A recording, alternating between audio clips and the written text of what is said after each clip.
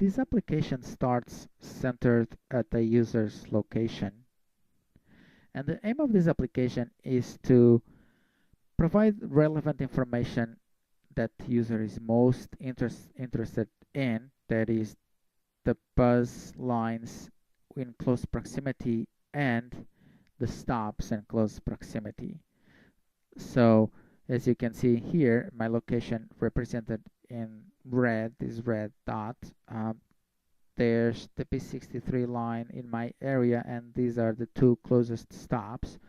So if I click on a stop, I'll see that a bus will arrive in 10 minutes, and then there's two more buses arriving in the next hour. I can click on a stop again to hide this menu over here that will show me the buses that are currently on display. And this is useful currently on display. And this is useful in situations where there's a lot of different routes in view, and the user can just select one of them individually. For instance, if I move here to 9th Street, where I know there's the P61, now the user has the P61 and the P63, and it can identify the routes both by the color of the route, but also each stop is labeled with a route name. If a user clicks over here, P63 only, on this one, P61 only.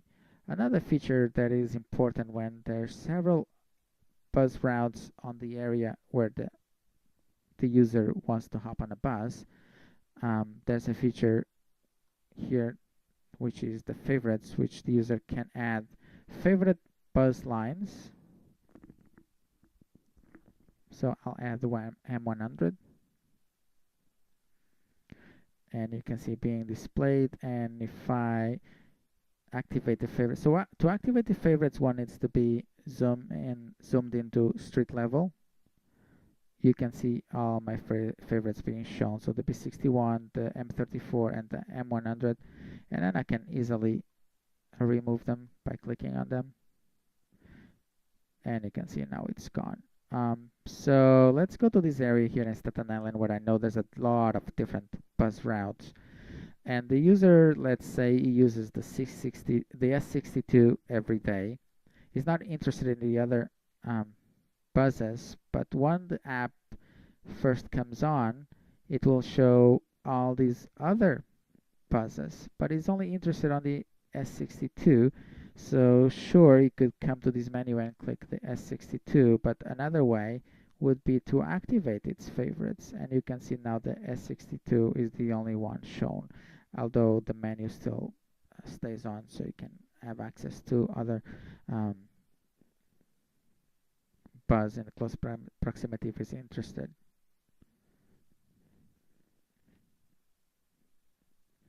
Another feature of this application is the traffic information overlay.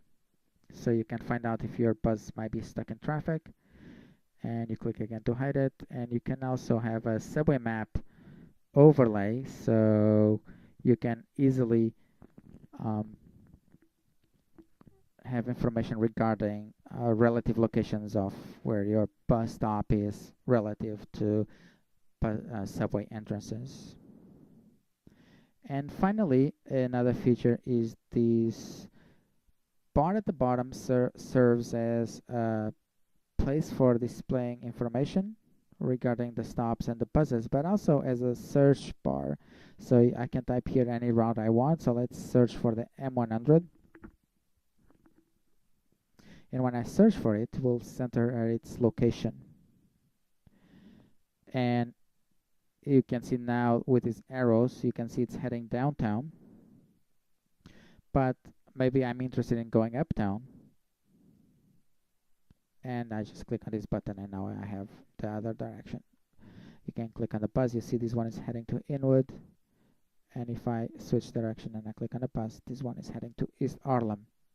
You can also notice that the buses will keep on changing location. Their location will update automatically every 30 seconds, so the user can leave the app on and keep an eye on the progress of the buses.